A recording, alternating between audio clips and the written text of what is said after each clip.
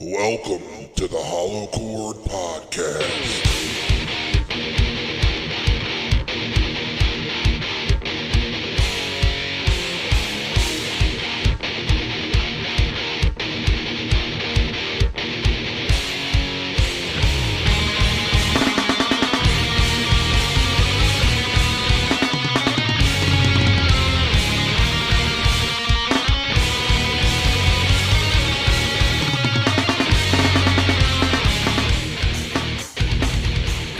All right, everybody, and welcome to this week's episode of the Hollow Chord Podcast. I'm here with Bill Riley. What's up? And Dan Steinman, a.k.a. the Pepperoni Zamboni.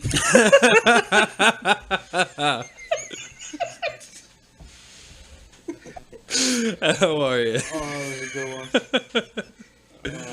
You guys will soon understand why these nicknames are so funny. But let's just say Dan Steinman has a fierce, intense love for pizza. And these nicknames are just very true. It's basically all he eats is fucking pizza. Not true. But it is my favorite. It's only not true when I cook you and Melissa dinner. That's only when it's crazy. not true. What do you have tonight for dinner? Oh, tonight was pizza night. Of course, But that's not a fair question, Bill.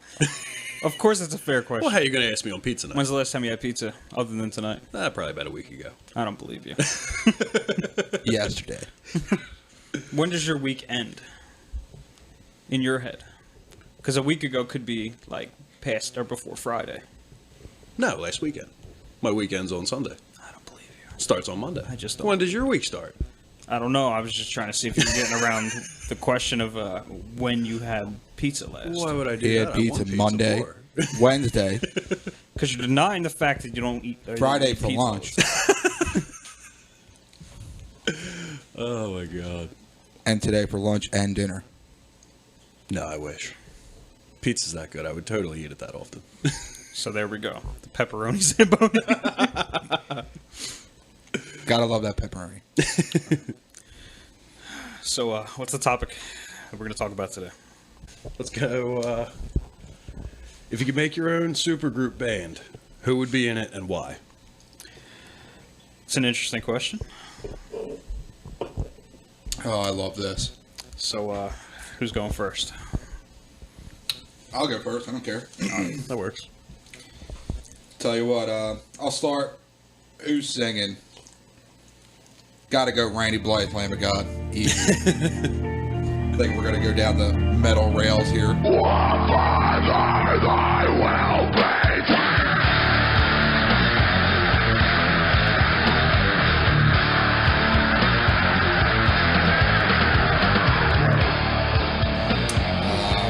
That dude is just super versatile vocally.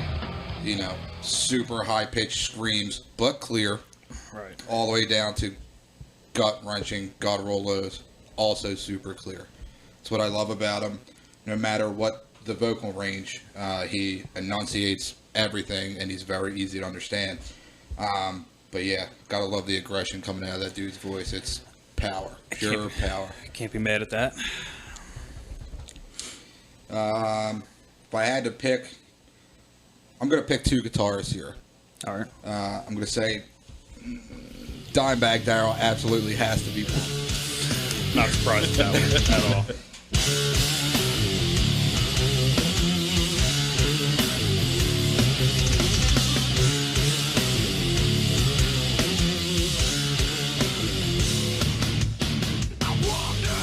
So, probably my favorite guitarist of all time.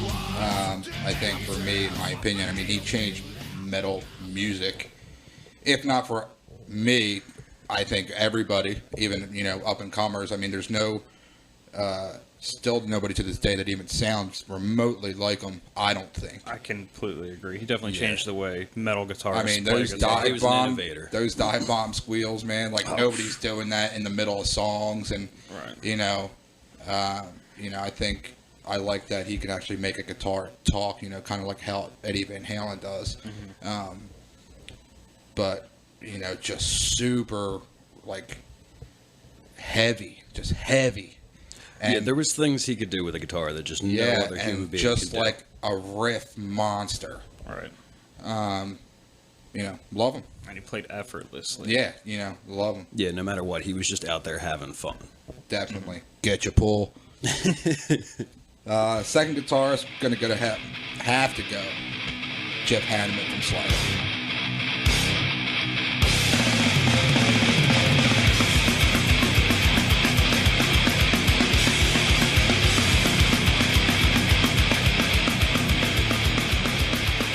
It's a good duo. It's a good duo. Here's the thing is, I'm thinking Jeff Hanneman for speed quality. And not just speed, but clarity while playing fast, too. Also, another riff monster. I also don't think he gets as much credit, or got as much credit in that band with Slayer. He didn't. He was definitely outshined by Kerry King. Yeah. Kerry King. Without question. Kerry King's great and all. It's not that great. Yeah, I wouldn't say he's that great compared to Hanneman. I mean, Hanneman was just... It's a riff beast. Yeah, amazing. Definitely a technical dude. I think he would also complement Dime style well in a band. So. Yeah, I think that duo would be a very wise team. Tell you what, though, I almost went Zach Wilde here. Couldn't be mad at that either. No, not at all. Them two, pretty much being brothers. Yeah, that would be such an amazing... But I thought if I did that, it might have been too obvious. Right. You know what I mean? Plus, I could see where you're going. I could also see them both trying to outshine each other. Yeah. Yeah, it would be that could happen. Pissing match. Yeah. Especially when they... when Dime was alive and back when Zach drank a lot. Right. I could see it probably could have gotten ugly very fast. The party could affect the music. That's possible, I guess. Hanneman was always kind of shined as more of a rhythm guitarist anyway. But still think within Slayer, Hanneman's better than Kerry. That's my opinion. Right. Bass player wise, you guys might be a little surprised here. I'm going to have to say Steve Harris, Iron Maiden.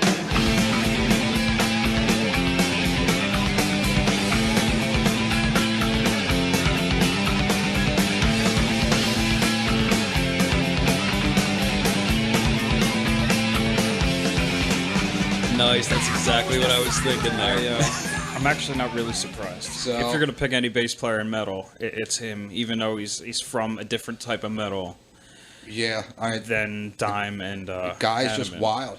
I mean, it was a close call. Another one in this one with me wanting to pick Cliff really bad. Okay. As far as being a metal bassist. But Steve Harris just an animal. And still, he is. He's something else. A guy from that era, even up until now, doesn't use a pick ever. Mm-hmm. But what is it? Robert Trujillo? How do you say it? Robert Trujillo. Yeah. I mean, he's another one, and he's like a pretty crazy bass player. For sure. But for what I'm going for, which is a lot of speed. Right. Which you're going to get from Steve Harris. Yeah, Steve Harris is right there. For sure. He could keep up. He could keep up with Hanneman and Dimebag. Yeah, and I think Steve Harris, as old as he is now, could whoop on a lot of these young guys, teach them a thing or two. Yeah, absolutely. Going on to the drummer. If none of you have guessed this yet, it's Mr. Mike Portnoy.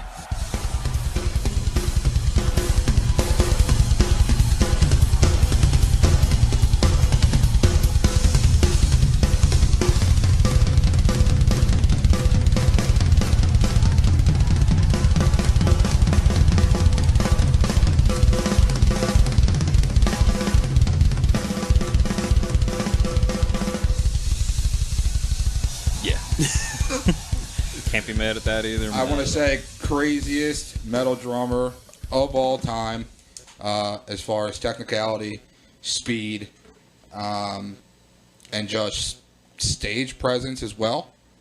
I think that if he wasn't in Dream Theater, which I felt like Dream Theater was a super group, they're just very, very, Absolutely. very, They're a super group by default. yeah, very technical. Every one of those guys are just And like you see, top of like their Portnoy's jump from band to band to band after Dream Theater. yeah.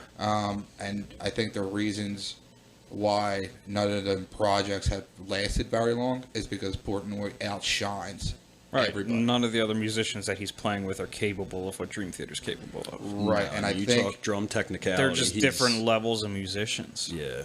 right, and like he's another one who's just like doesn't get tired, can just keep going and going and animal. going and Yeah. going. He's a machine. But yeah, I think Portnoy's also another guy that has just paved the way for metal drummers today too. For sure. And I don't think you'd still hear like your Chris Adler, Lamb of God, and your Richard Christie. Right.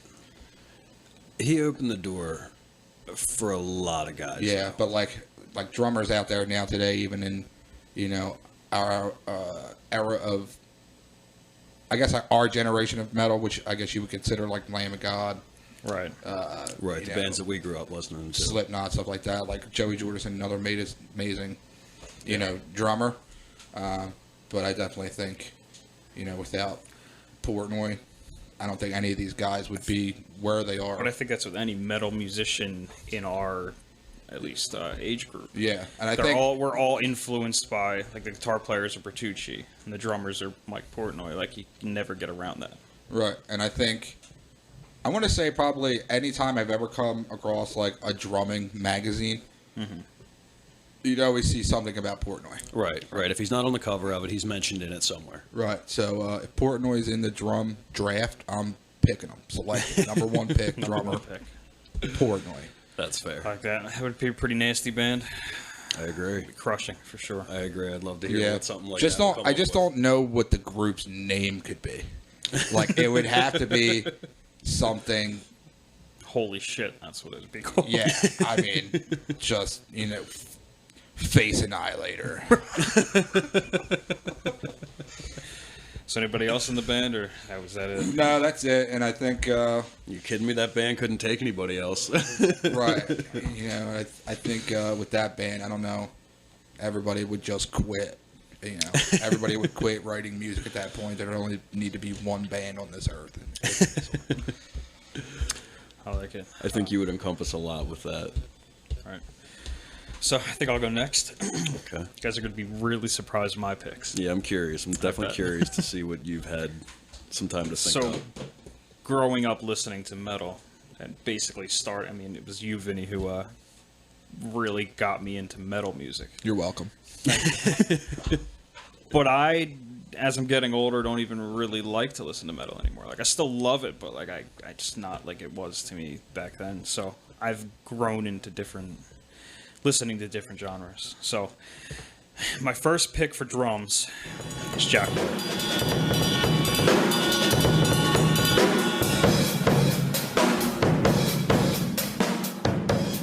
Okay. Right. Now, most people know Jack White as a guitar player and a singer. Well, in the band Dead Weather, he plays drums. Right. And he's nasty. Absolutely. He's an all-around musician. He is. Right, He and is. he's phenomenal. He's my favorite guitar player, I was telling Steinman earlier. But I'd rather have him on drums. And I want him on drums because I have people who I prefer on guitar, but I also want him in the band because of his songwriting capabilities. Yeah, his and- influence on any group and of his people would vocals. have to be just Right. so incredibly amazing. Absolutely. Right. I don't know. If I was in a band with Jack White and he was the drummer, I probably wouldn't stay in the band. I'm only just saying just because I could just see him being a dickhead drummer. And I think we've all dealt with those. And I don't know if like certain, I don't it's just get that certain vibe. people or drummers in general maybe just have this ego. I know what you mean. But, I definitely know what you mean. based off my opinion, I mean, I just had some pretty rough Drummers, yeah. drummers. We all have. We've all been there. I could mention one name in particular, Don't have to. and I'm not going to. I'll just give you a hint. I had to slap him in the face before a show.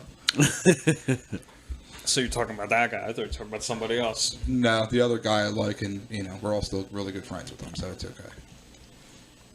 I still thought you were talking about somebody else. If you're talking about that certain person, he could still go.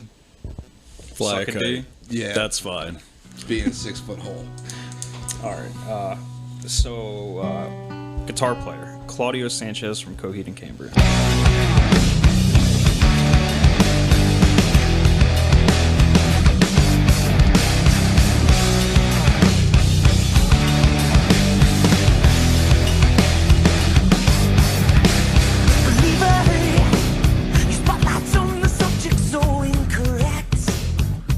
Okay. Like it already. All right. He definitely bridges the gap between metal and like a hard rock kind of vibe, and like he would mesh well with Jack White, like just his riffs. And the reason I also picked him is because of his vocals. So I'm thinking of like And his afro. and his afro. Well, that goes without saying. I'm thinking of a Come on now. band that has multiple vocalists, Right. and they can all harmonize with each other. I like it. I don't know if you guys seen In Waves by Trivium. All three of their members are their guitarist, Matt Heafy, the guitar and singer, and the bassist Paulo. In that song, they do 3 different vocal parts, and they're all singing separate shit, and it's unreal. And I'm thinking, I'm like, how many more bands could do that? Right. Yeah, there's not many. Right. So That's an interesting take on it for sure. I would love to see another band that could pull that off. Right. So yeah, it's Claudio Sanchez of Coheed and Cambria. He also does a side project called the Prize Fighter Inferno, which is really good. That's a sweet ass name. Yeah, so I was really torn between having one guitarist, just one guitarist, because I love the dynamic of just one guitar player. He has to Right. make things fuller. Like Right. you can't rely on like a crutch of a second guitar player. Right. It allows for a lot of creativity. Right, and it also allows the bass player to shine. So like absolutely. I would probably just have one guitar player, but if I had to have a second guitar player, it'd be Mike Enziger from Incubus.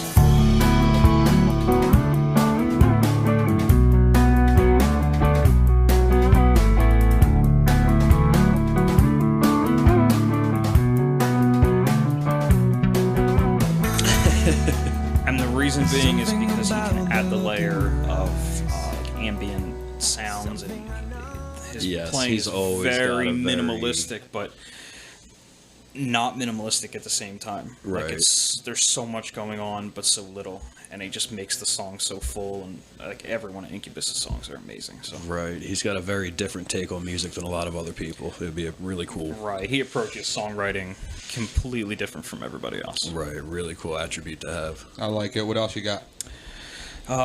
So I was torn between bass players. This was like probably the hardest decision of them all. But I have Darklands from Incubus. That was one of the choices. Rob DeLeo from Stone Temple Pilots, because he's nasty. Yeah. And Sting from The Police. Which probably blows your mind, but he's a great bassist. That's a huge shocker. Right. He's always recognized as being a good bassist. I don't like The Police.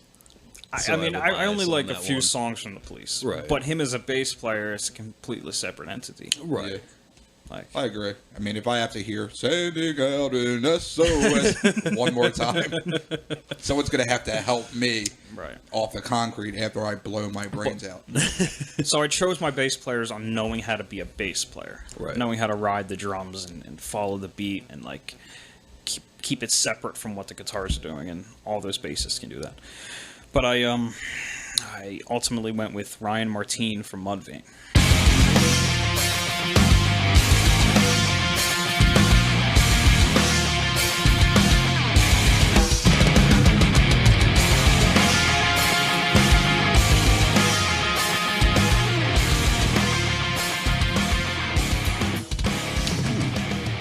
Right. I can dig that. Might be the nastiest bass player. One of the nastiest bass players in metal. Very for interesting sure. choice. And I think he would mesh well with Mike and Claudio. I think so. I could Just see the that. song "Happy." I don't know if you ever watched the music video for that song. Yeah. Yeah, It it's is a great song. unreal. His bass lines in that. Yeah, he's another one. He's Yeah. an animal. Just Doesn't he get the attacks credit. the instrument. He doesn't get the any credit, credit. at all. Yeah, none. You know, but that dig video. Right, but he knows how to be a bass player. Right. And he knows how to do it well. Right, And yeah, he keeps it all together. He's never out of place with things. He's a very tight instrumentalist. right. And I'm not even really a fan of Mudvayne. I'm just a fan of him as a musician. Right. All right, so vocals. Oh no, I'm gonna go with keyboards. Drew Stavola from Mutiny Within.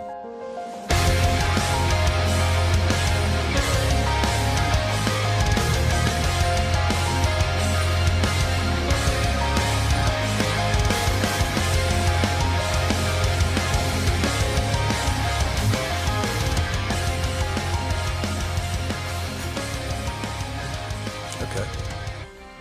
He's one I of the like best. that. He always adds to Right, the he's one of song. the best piano players in metal and like heavy music. Right. I mean, And are not they- only that, sure. but his piano parts are just beautiful. Are they still playing together? Still recording records. Okay. I was Yeah. going to say, I know that. And that's still the same lineup minus Dan Jacobs, their guitar player. Oh, well, if you guys are Yeah. still in Jersey and never want to jam, just saying.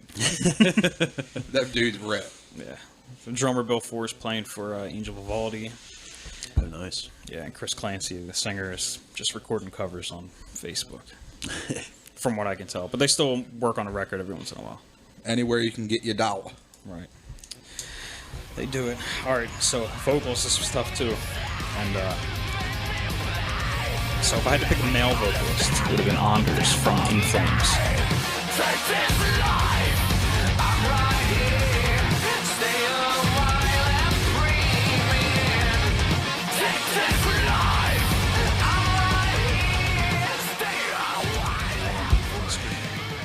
Just one sing. Him and the vocals of Claudio and the vocals of Combined. Mike and the vocals of Jack White combined. Just imagine that. Yeah. That would be an unreal harmony, like blow people away. But, Yeah, harmonization between that many members doesn't happen that well since Yeah. what, Crosby, Stills, Not- Nash and Young. right, You know what not I that mean? many Like, people it's can sing. decades between bands that really pull it off so amazingly. I guess you're not really going to see any, like, drunken assholes at this supergroup show. Probably not. You know, my show, and everybody's going to be getting a pull. And, Oh, for sure. you know, whiskey on tap. The whole it would be like a requirement to be fucked up at your show. Yeah, absolutely. There's massive drinking involved. But I didn't go with him because I prefer a female singer. The female singers just are easier to the ear for me. I just love them. So I had 3 female singers in mind. One was Samantha Urbani from this band called Friends, which I know you guys know.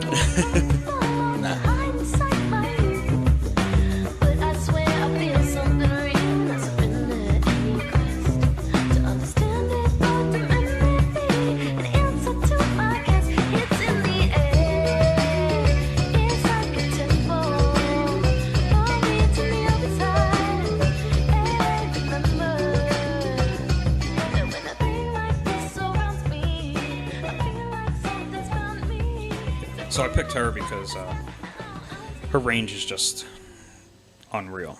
Right. Like she has a beautiful voice as well. It's very provocative. very, yeah.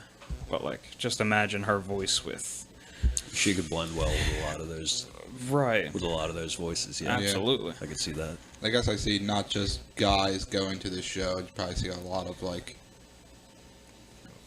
probably women that would look up to her, too, going to shows for like sure. that. Yeah. Yeah, when she was in her band, she had since quit, or they broke up, but it was mostly females at their shows. And then my other choice was Haley Williams and Karen. Nothing compares to a quiet evening alone. Just the 1, 2. I was just counting on that never happens. I guess I'm dreaming again. Let's be more than this. Like it. Okay. She's awesome. but I ultimately went with Sarah Barthel of Phanogram.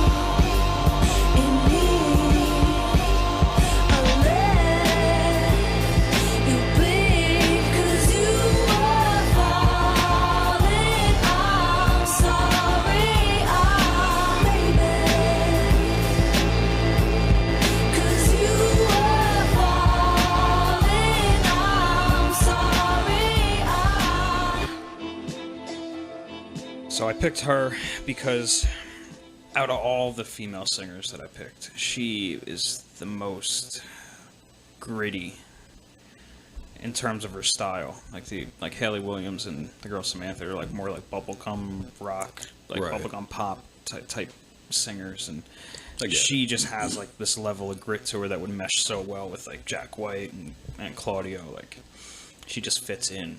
Okay. Like I feel like their voices might have went with it, but not their like style and attitude and lyric writing. Like Yeah, way different approaches in that group of people. right. But that would be an interesting group to sit in a room and write something for sure. Right. It kind of makes me sad that this is never going to happen. Well, you never know. You never know. Maybe I'll just I'll send them an email. All right. So what do you got, Steinman? All right. So, my group, big surprise here, Slash.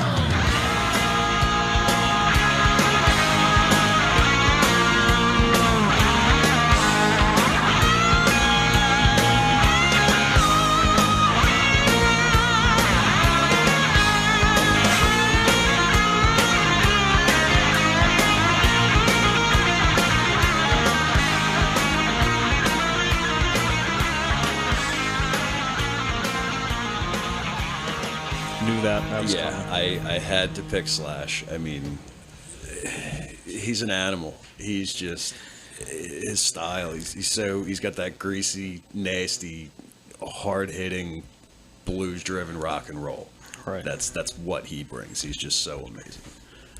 Which, And you've been in the Slash since you were yeah, in I the mean, womb, Guns N' so, like, Roses' favorite yeah. band since forever. I don't even know when that started, but it was a long, long time. Easy choice. I think we knew that was coming. Yeah, for sure. But now I'm thinking like I guess like a harder rock with like a bluesy edge, and I still want them to have the ability to go acoustic too. Like I want guys that are familiar with that territory and not just turn it up to 10 and crank it all night. Right. But Warren Haynes from the Allman Brothers Band and Government Mule.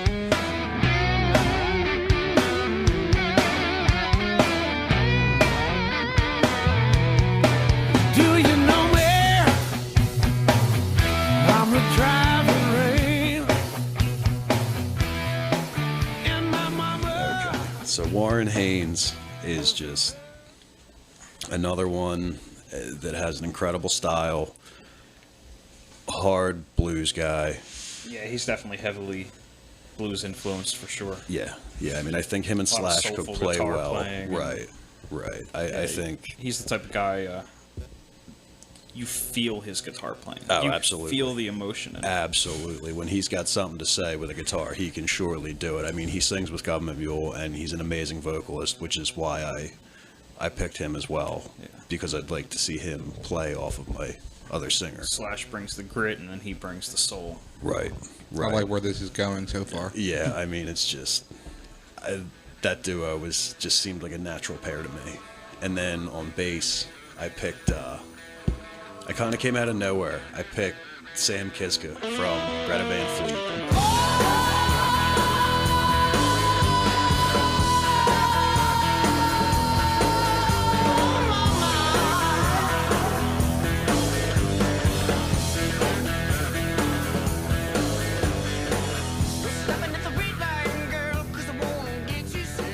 Oh shit.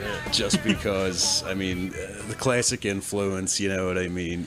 I feel like he would fit in well with those guys on guitar. Why didn't you just pick John Paul Jones? I had a hard time not. But But I mean, I think he's just a natural fit with these guys, and I think that could really produce some Again, why didn't interesting you just pick sounds. John Paul Yeah. Jones? Minus the fact that he can't like. At least there wouldn't be like a generation gap there. I Right. thought of that, but I want to. He also like can't. You can't go get a drink with them. He's 19. Yeah, he's a young 19. buck. So there's a huge age gap there. But I think he's got a lot of potential. Still a lot of.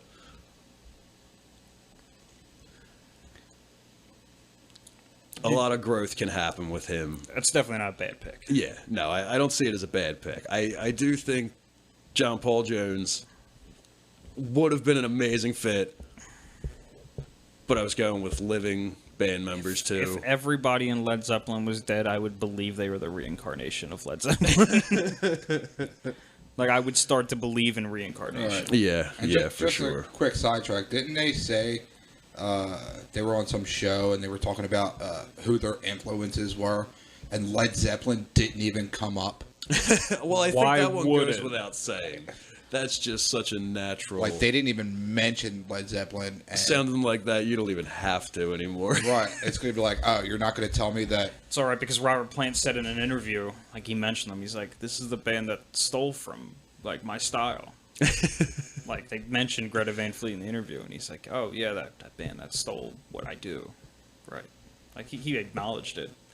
So even he knows. Like Robert Plant's not stupid. They sound Right. so much like them, Right. but still, I mean, you they're can an deny amazing that, band. deny that on all their day. own. Yeah. Like, But they're they're still so an great. amazing band Yeah, they on do their what they make their own Led Zeppelin songs very well. Yeah, they're like. No offense. I mean, I do like them, but I consider them like the Kids Bob version of Led Zeppelin. I can't agree more. All right. Still good choice. So, drums. I had a hard time picking because I didn't know who I wanted to carry the backbeat for all this. And I thought, somebody that had to have done a lot of different things before, a lot of different genres. And I picked Matt Cameron from Pearl Jam and Soundgarden.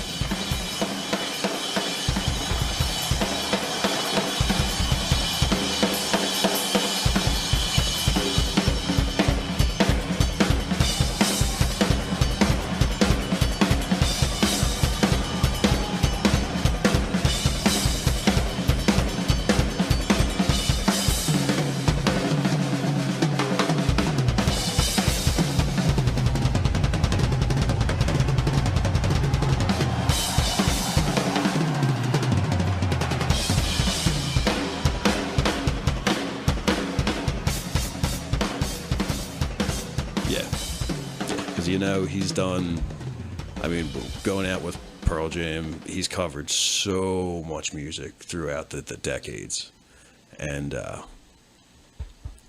he's just got a phenomenal style, super tight drummer. Just a great, what I thought would be a great addition to that band. And then for vocals, Brent Smith from Shinedown.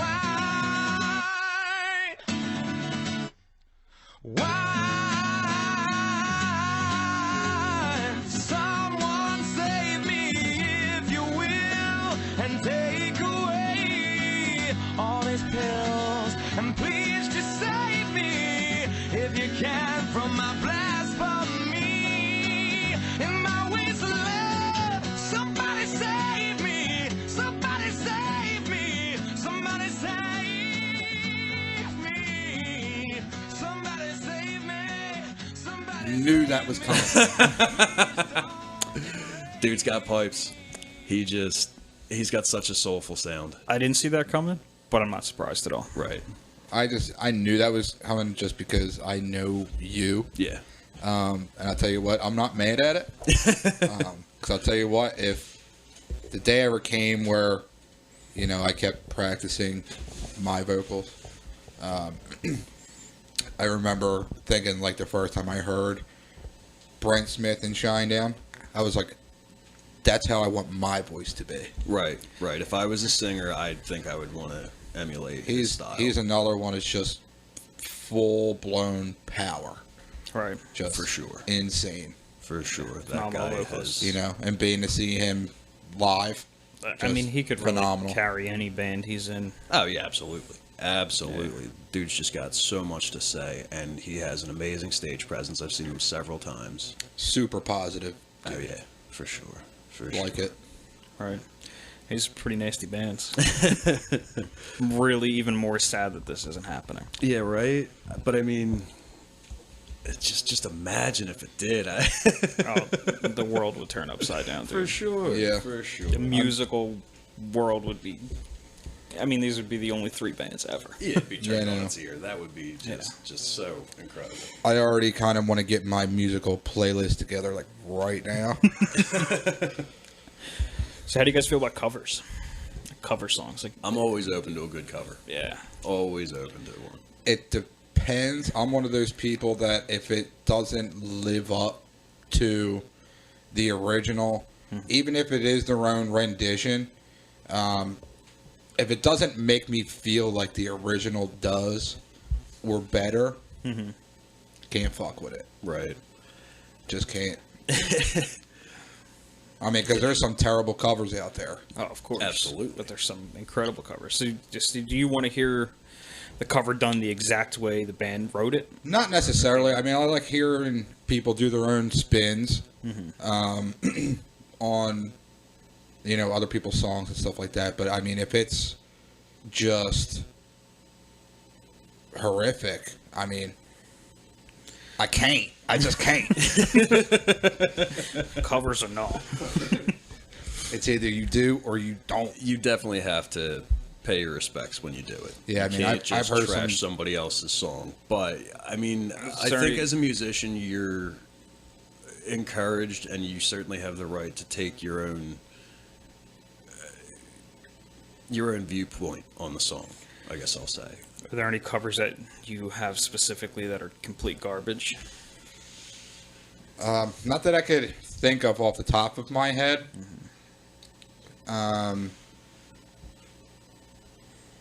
Because I don't think I've ever heard one that's like just trash. I'm trying to think of one right now that's just complete garbage. I don't know. They totally exist. They definitely exist. Yes, Diamond, look something up real quick. Because I know that I heard one recently, and I was just like, ugh.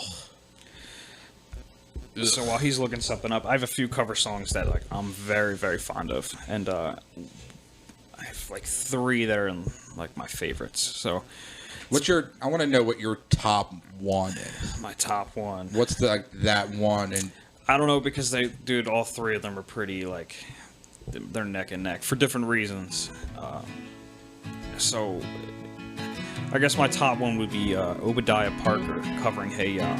My baby don't mess around because she loves me so, and this I know for sure. But does she really wanna, but can't stand to see me walk out the door? I can't stand to fight the feeling, cause the thought alone is killing me right now.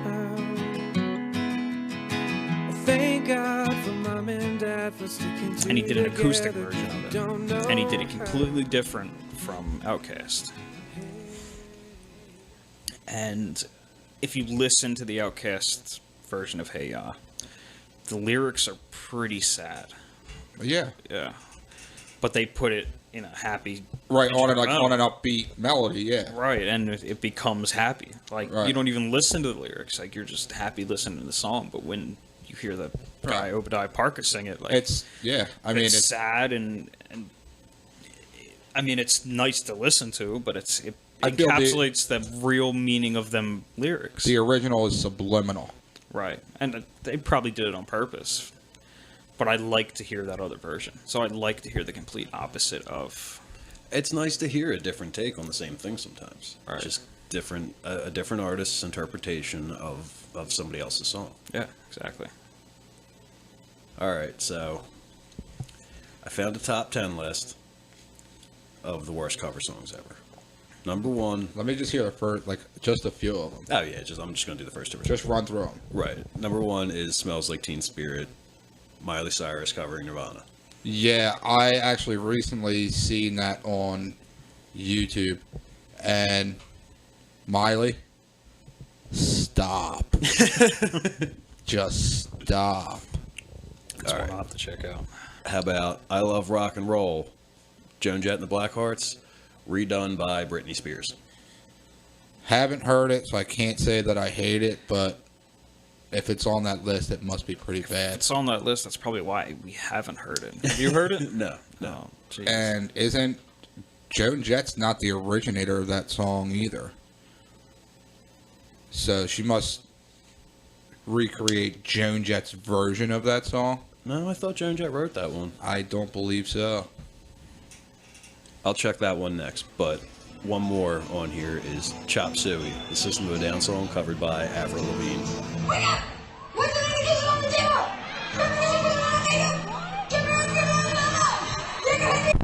Get out. I don't think anybody should cover that song. Get out right now. No. That's just not one of those songs you cover. It's so Here's unique. one you don't cover. Here's one more. I lied. I'm going to do one more. Bohemian Rhapsody by Queen, covered by Kanye West. That's No business covering that. atrocious. Shouldn't have happened. Just flat out should not have happened. So, you could cover Bohemian Rhapsody, but you need to know how to sing. You need to know how to sing. Those are big shoes to fill. vocally. Right. I mean, actually, in every aspect. You can't Playing that auto-tune your song, way singing through that fucking there's song. No No. way that you're Who's faking. How did he even cover that? who's the guy that's been touring with Queen? That's been Adam Lambert. Adam Lambert. Adam Lambert. Yeah, incredible. I mean, if somebody was going to replace That's what I Freddie, mean. I think he's got it. Like, I think he does a very good job. Yeah, of I it. mean, I think it needs to lay off the mascara a little. But other than that, vocally, Hey, I mean, that's his Stunning. style. That's how he is. And you know what? And That's what I mean. He's somebody that, if he wasn't in the band, he could cover the song and get away with it. right, for sure. And I think the vocalist from Mutiny Within also did a cover version. Not really a cover version, but a vocal cover. Like, Right. just singing over the song, and he did That's really well. impressive. I would like to because hear that he's one. a phenomenal vocalist. Oh, yeah, and I'm absolutely. cool with that. But Kanye West auto-tunes his fucking life. I don't want to hear Kanye West cover that. So what's the verdict on the Joan Jett song? Okay, so Joan Jett, I Love Rock and Roll, was in 1981. There's a listing, I Love Rock and Roll, by the Arrows in 1975. I believe that is the original. So Britney Spears did a cover of a cover. Correct. It seems that way. But I believe by Arrows, that's the original, and then Joan Jett made her own spin on that song. And then that's her version is what basically turned into an anthem, you know, Yeah. especially for female musicians. Right. It's similar to the Joe Cocker song, with a little help from my friends. Oh, it absolutely. was a Beatles song, but his version is the most known song Oh, yeah. Yeah. That one. for sure, was- and he does it so much better. Like He does. he's He it's another has- one of those things where he encapsulates the true meaning of the lyrics in his performance. He just has such Like he soul has a in pain in his his voice Yes, that goes so well with them lyrics. he does. He really does. So, what's your favorite cover song, Stan? My favorite cover song is, of course, by my favorite band. It's Knocking on Heaven's Door. Feels like I'm knocking on heaven's door. Knock, knock, knocking on heaven's door.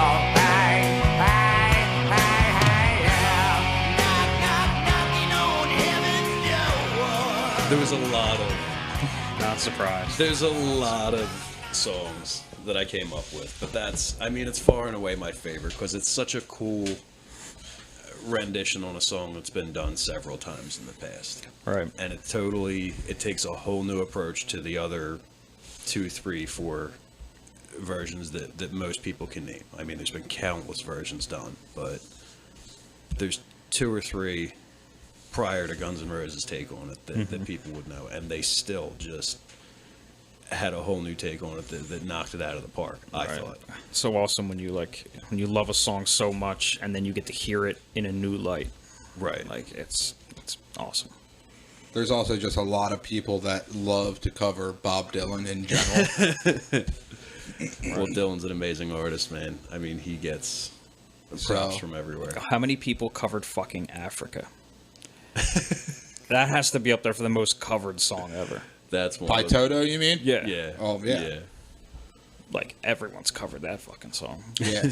But not everybody gets the lyrics right, which I think is hilarious. That's... You can't do that. You can't cover a song and not get the lyrics right. Yeah, you have to. Well, I don't know. Who Look at fucked up Aaron the Lewis. lyrics? A lot of his covers, he's out there making up words and humming along with stuff. Yeah. He's a riot when he I does used that. to get into an argument with, I'm not going to mention your name on here, but it was a Toto song. It's called Hold the Line. Mm-hmm.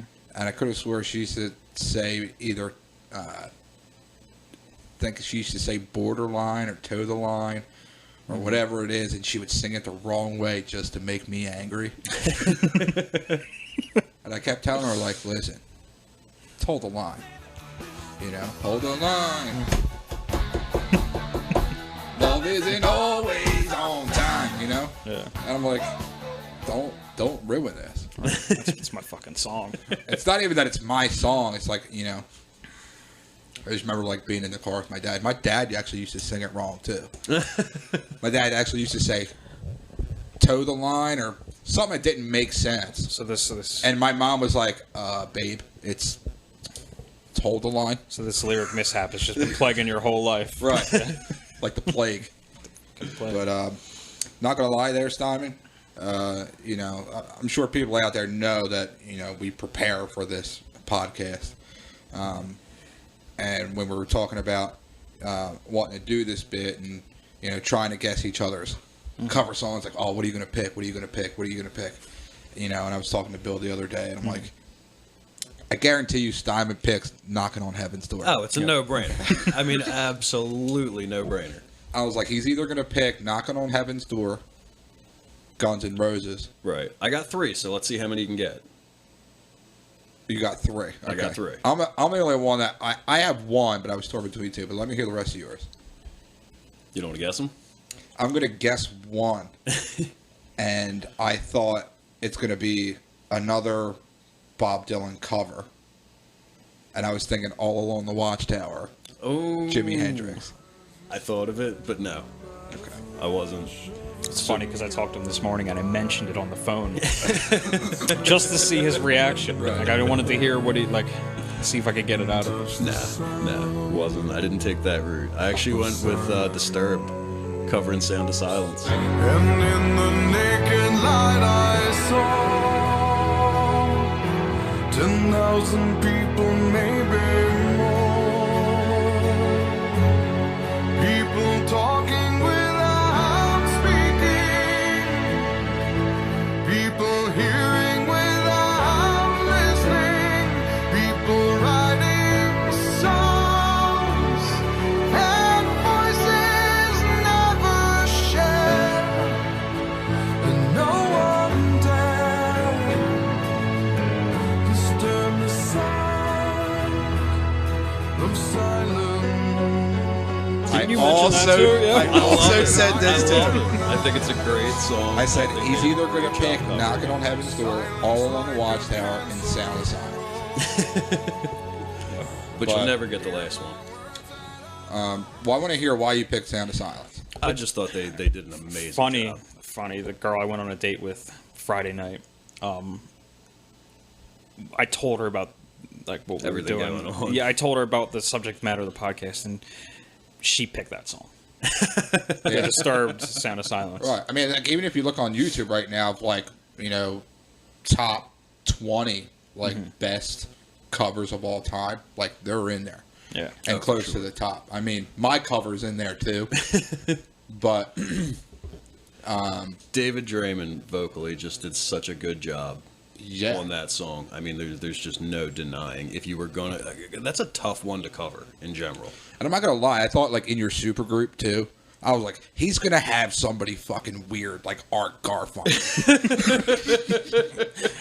I suspected it to be a little more weird and obscure too for you. Yeah, I went through a couple of different renditions, and that's just the one that I settled on. Now, ask me next week, that list could be totally different. Right, you're Right gonna- now, So I so mean, for the people listening and who don't know Steinman, he's from like the 1960s. Like that's where he belongs. He belongs between the 1960s and the 1970s.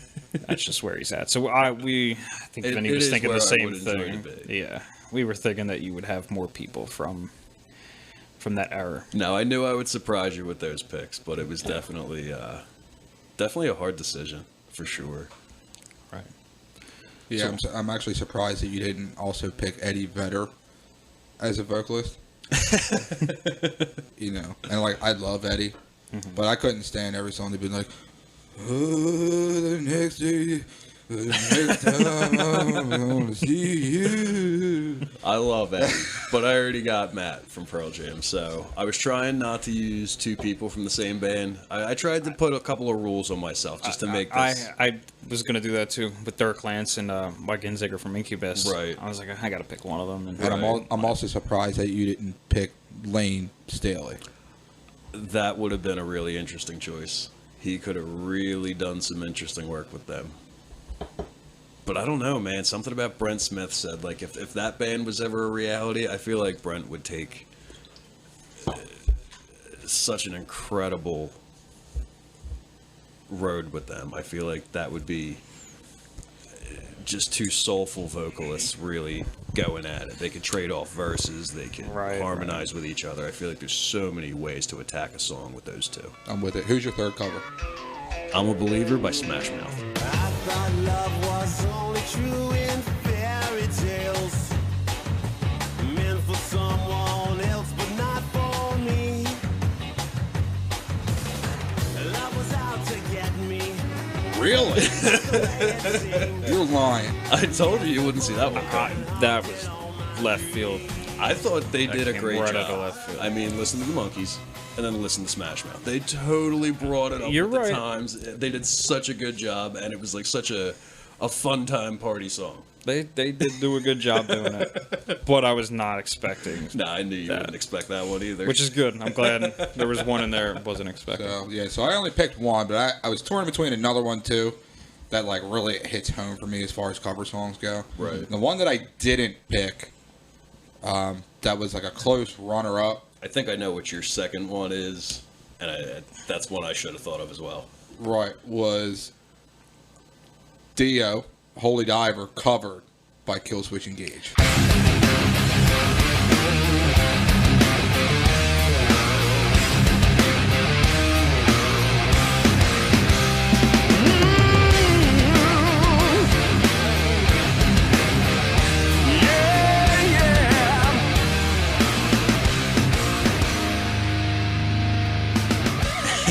Which is a brilliant cover. Brilliant.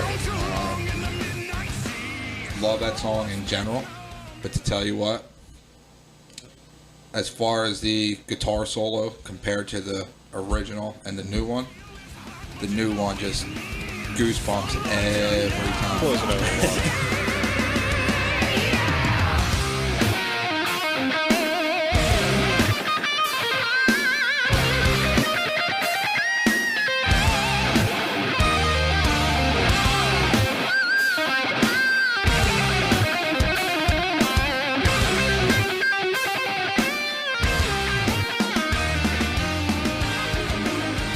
Everything. But I didn't pick that. The one that I actually went with was Hurt, Johnny Cash. I hurt myself today to see if I still feel.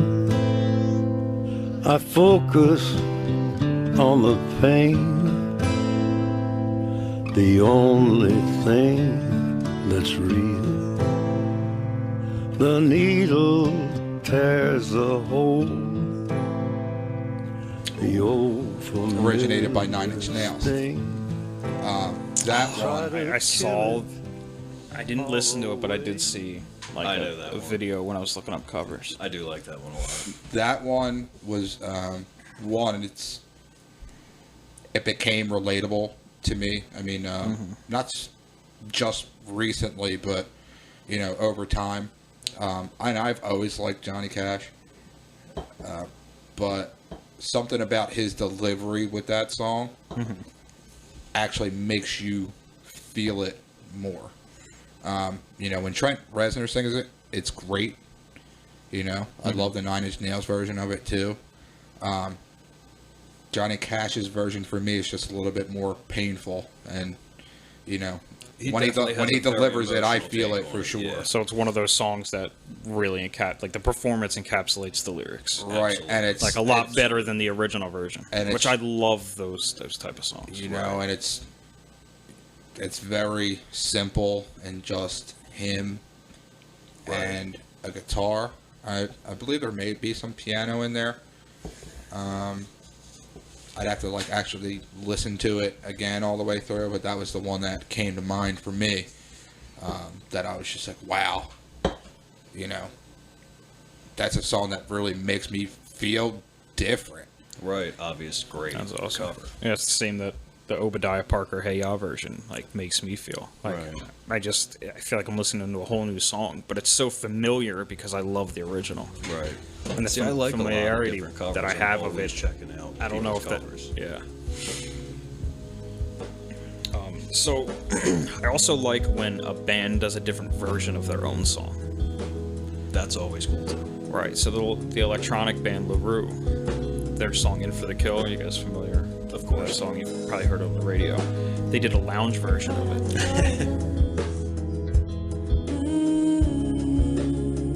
When we start making fuss, we get ever so. Follow us at facebook.com/the Hollow Chord Podcast. And also leave us a comment and let us know what you think is your favorite cover. And maybe let us know what you think another cover would be that you just think is straight trash that should have just been left alone. You know, we'd like to hear your feedback.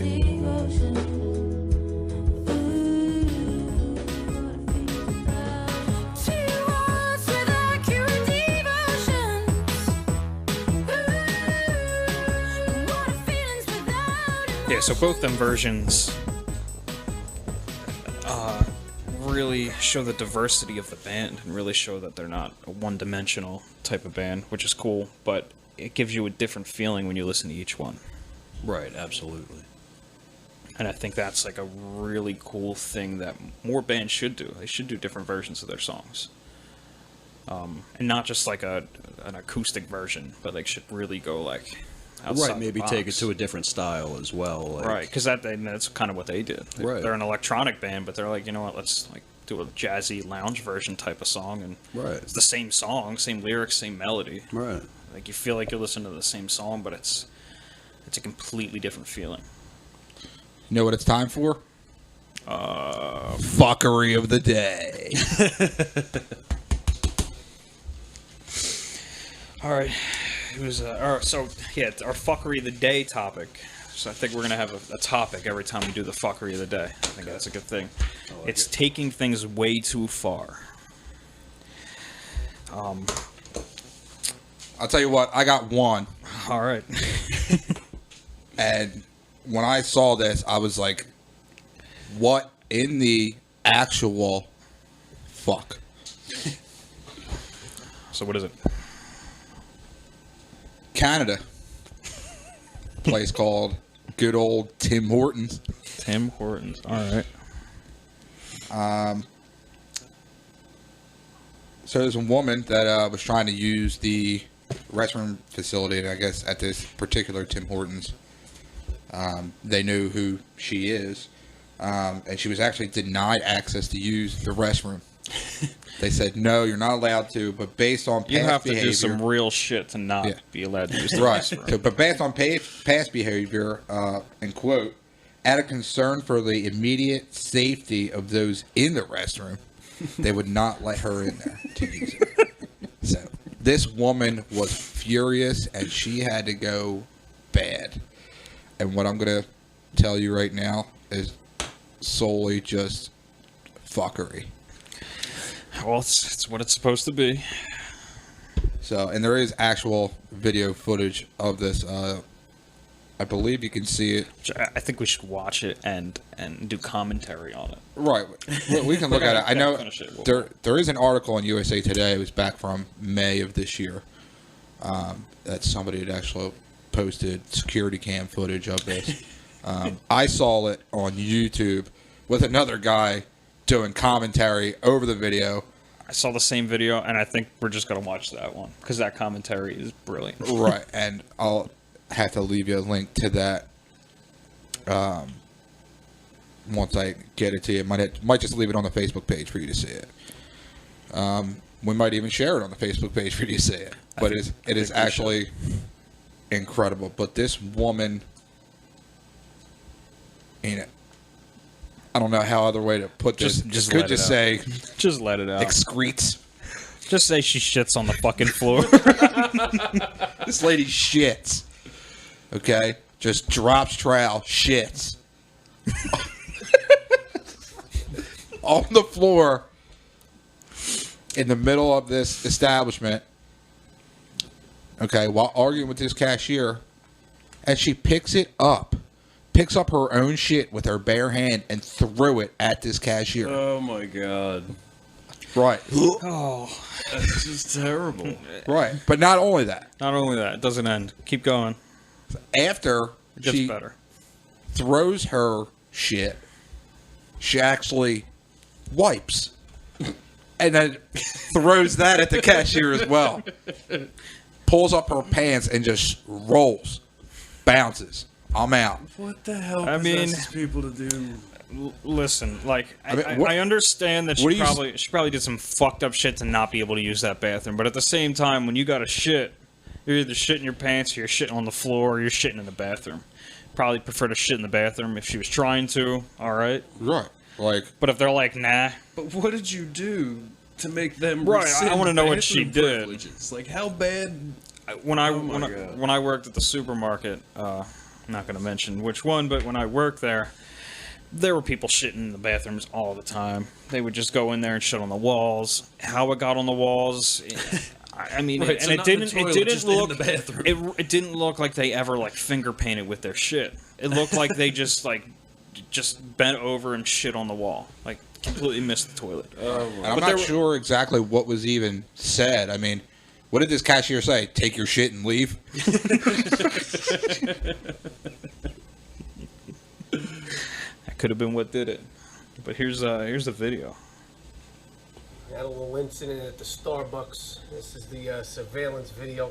But she calls it a I'm gonna make Starbucks. heads and toes of what happened. You're getting a little incident. You're arguing. Okay, this is basic stuff. What's the big deal? All right, get the fuck out. You gotta leave. All right, sweetheart, you gotta get the fuck out now. You're disrupting the. Take it easy, fucking crazy lady. Don't get fucking whacked. What are you doing?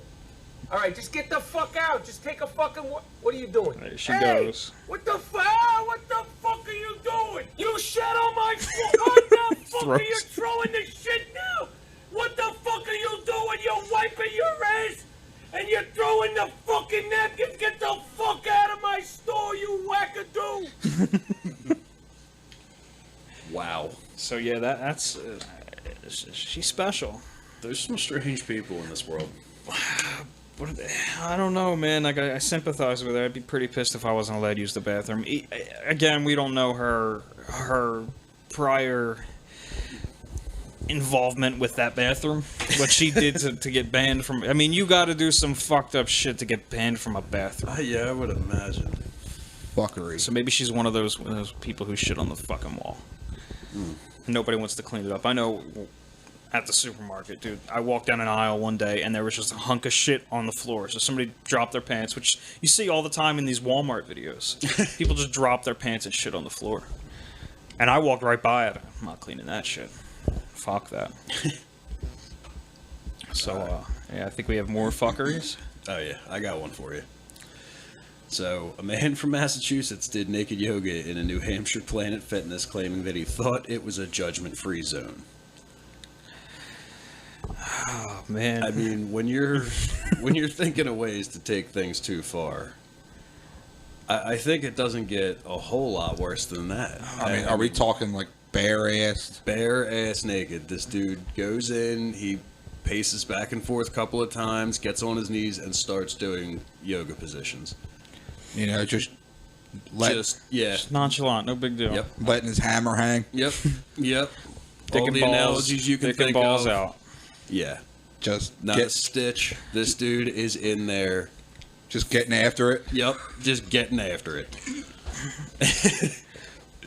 Yeah, that's He was arrested, and walking out, they heard him saying, "I thought it was a judgment-free zone." these companies do it to themselves. Like when you say things like that, like Yeah, I it's mean, in you're asking satire, for trouble. like You're leaving it open for them. right, You're leaving it open for whatever person wants to take the opportunity. right. I mean, with my fuckery, it's the same thing. So a man sued Red Bull a couple years ago for Red Bull not giving him wings. Motherfucker.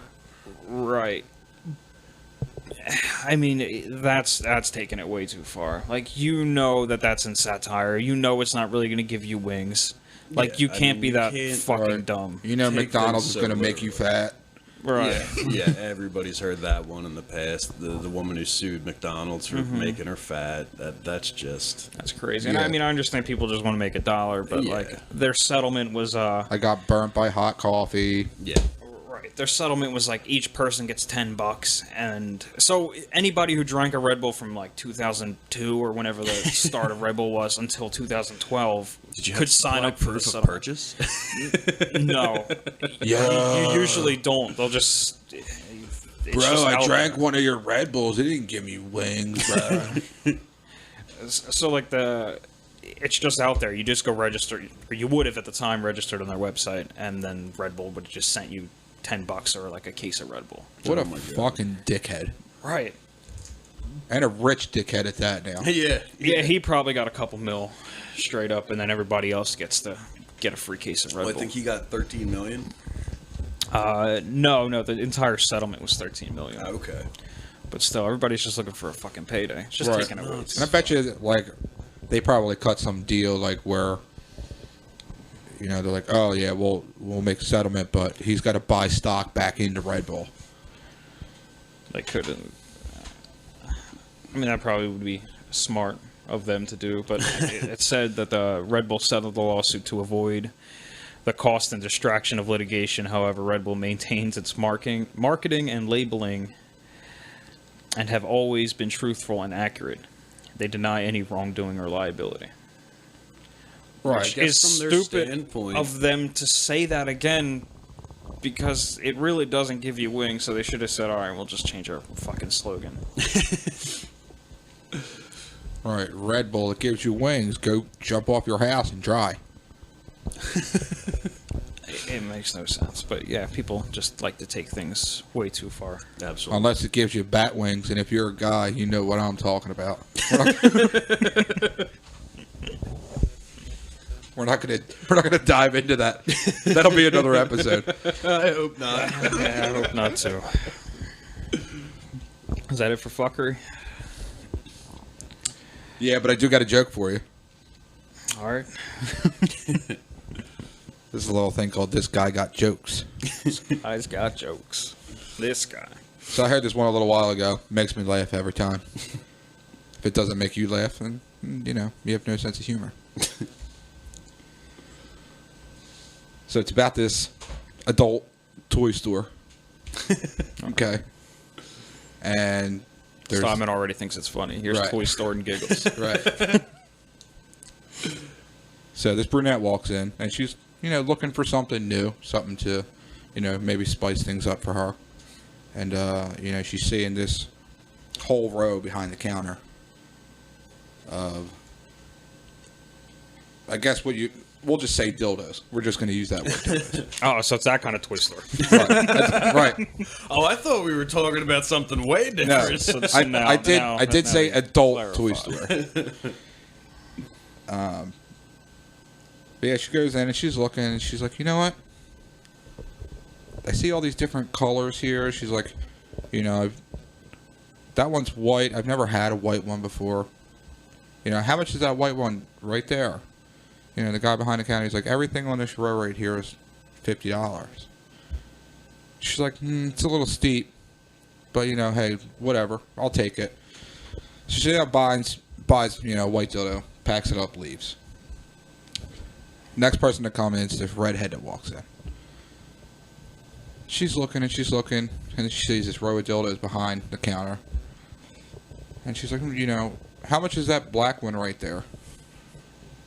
And he's like, you know, everything on this row right here, man, is $50. She's like, okay, you know, it's a little steep, but, you know, I'll take it. So, you know, he packages it up for her, take it home. She's out of there. Then this blonde walks in. So she's looking, and she's like, you know, how much are the dildos on this row right here? He said, everything on this row, ma'am, is $50.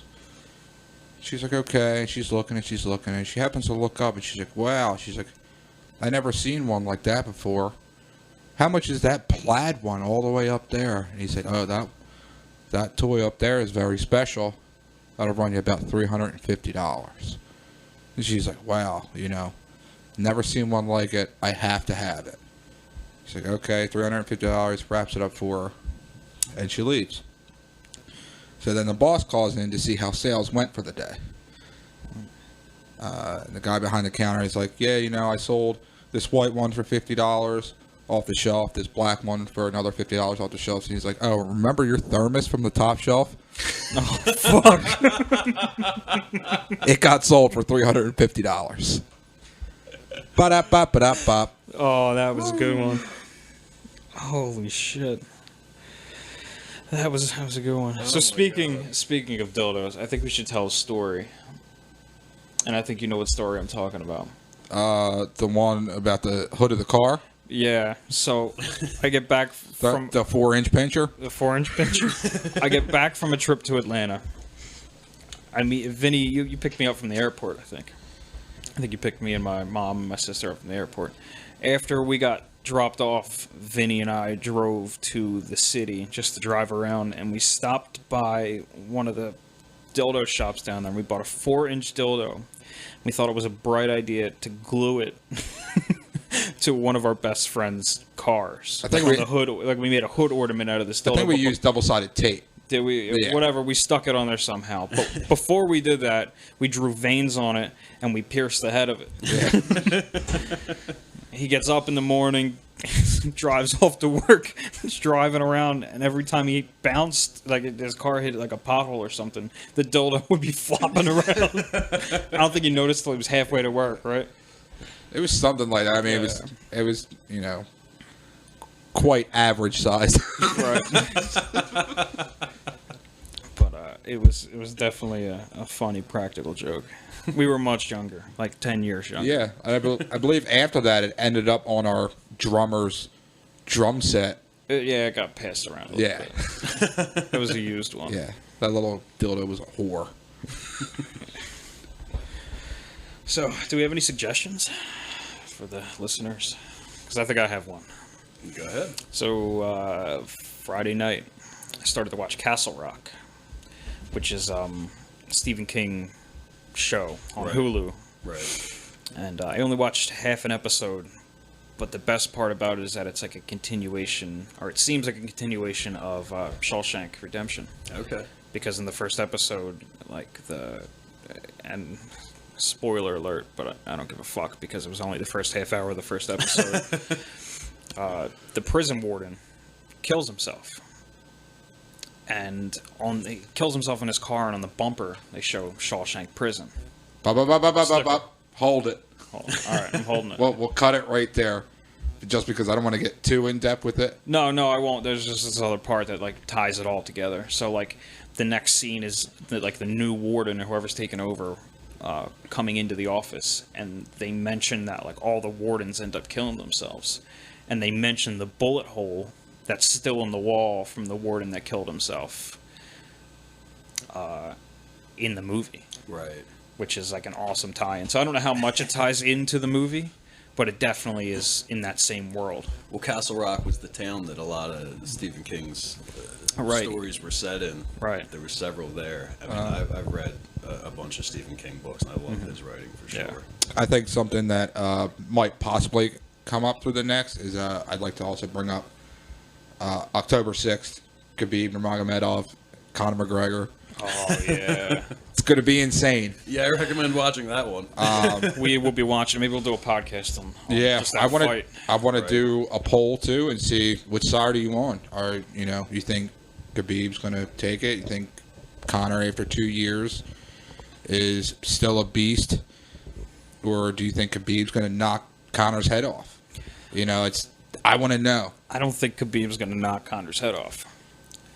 I don't think Khabib's capable of knocking Conor's head off. Send me location. Send me a location. He's a psychopath. That doesn't change anything, but Conor's a fucking psychopath too. And Khabib doesn't really knock people out. Khabib just beats you up on the ground, but like it's an annoyance. Like he's just punching you in the head. He's not getting hard hits and. But we'll talk about it. We might have to talk about this next episode. We might have to talk about this as it gets closer. It'll be mentioned, for sure. Any other suggestions? You said you wanted to possibly promote something? Right. I'm playing a show September 8th at World Cafe Live under the Grungeapalooza umbrella in my band Purple to the Core, which is a Stone Temple Pilots tribute band. If you're into the Stone Temple Pilots and you're into grunge and 90s music, you should definitely come out.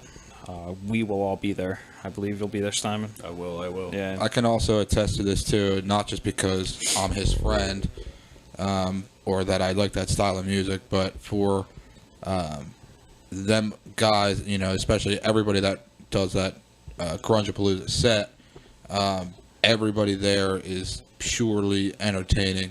Absolutely.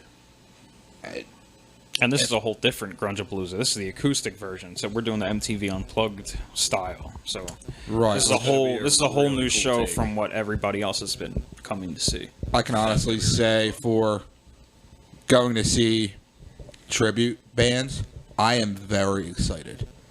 Very, very Yeah, for excited. anybody into acoustic music, I imagine this is going to be an amazing night. One person we have to mention is Jason Reed, Chris Cornell tribute. That dude, Incredible. I remember unreal. watching him No way. when I first saw him at the Queen in Delaware, and he did what Cornell song did he do? He did a Temple of the Dog song. He did He two did Reach Temple. Down. No, he did Say Hello to Heaven too, He did. and that was like super, super emotional. Like for a lot of people there, Right. And I guess and a lot had to do with Chris Cornell's death, and Yeah, it was also fairly. I mean, it's still pretty it's recent. pretty but fresh still. But It was really recent around that time. Whenever that dude sings, it's emotional. Jason He's Reed just does an phenomenal. incredible job. For sure. Super unknown. I mean, you should just go for him strictly. Like, fuck my band. Like, just go for him. It's Yeah. worth it. Every Very time. talented individual. Yeah, I but you will can say get that. tickets on the World Cafe Live website. And What date was that again? September 8th, at World Cafe Live in Philly. Also, if you feel like making a journey, I'm playing Baltimore August 25th at Rams Head Live. So that should be fun too, but I don't think anybody's going to come who I know. Is that all we got? That's it for me. I think that's it. All right, everybody. Thank you for listening to this week's episode of the Hollow Chord Podcast. We out. Later.